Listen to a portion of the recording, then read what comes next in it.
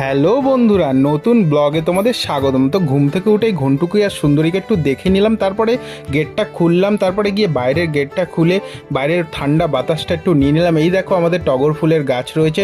তারপরে আমি আস্তে আস্তে বিছানাটা গুছিয়ে নিলাম, ঘরের কাজ এক একগুলো করলাম, কারণ অফিসে বেরোতে হবে।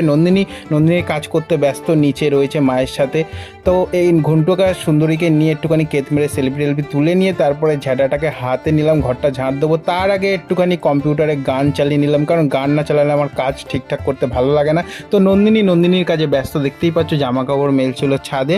তারপরে আমি সুন্দর করে ঘরটাকে ঝাঁট দিলাম, কারণ পরিষ্কার রাখতে আমার খুব ভালো লাগে। আর এদিকে নন্দিনী তো পাখা পরিষ্কার করতে ব্যস্ত, কারণ পাখাটা অনেকদিন ধরে ঠিকঠাক হাওয়া হচ্ছিল না। তারপর নিচে গেলাম, নিচে দেখি মা রান্না করতে ব্যস্ত, কারণ বাবা অফিসে বেরোবে।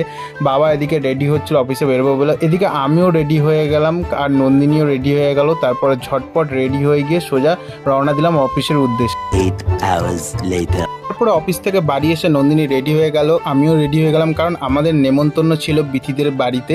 তাই সোজা দুজন মিলে রেডি হয়ে গিয়ে এদিকে একটুখানি ফুচকা খেয়ে নিলাম, কারণ নন্দিনী একটু ফুচকা খেতে ভালোবাসে, আমিও খেতে ভালোবাসি। তারপরে মিষ্টি টিষ্টি নিয়ে সোজা চলে গেলাম কাঁচাপাড়ার উদ্দেশ্যে।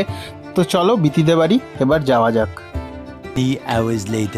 তো বিথিতে বাড়ি ছিল সত্যনারায়ণ পুজো। এদিকে কাকিমার বিথি খুব ব্যস্ত ছিল, এদিকে শানু রয়েছে, সঙ্গীতা রয়েছে, এদিকে নন্দিনী ম্যাডাম রয়েছে, এদিকে আমি একটু কেত মেরে নিলাম। তারপরে বোন সবাইকে প্রসাদ দিল সবার হাতে হাতে। তো তারপরে কাকিমা বলল সবাই এক এক করে প্রসাদ খেয়ে ঘরে চলে আসো।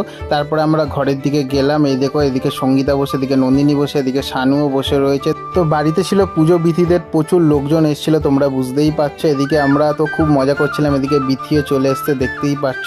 তো ব্লগটার বেশি বড় করলাম না, রাতটা অনেকই হয়েছিল। তো ব্লগটা ছিল এইটুখানি, কেমন লাগলো অবশ্যই জানিও। তো বাই বন্ধুরা।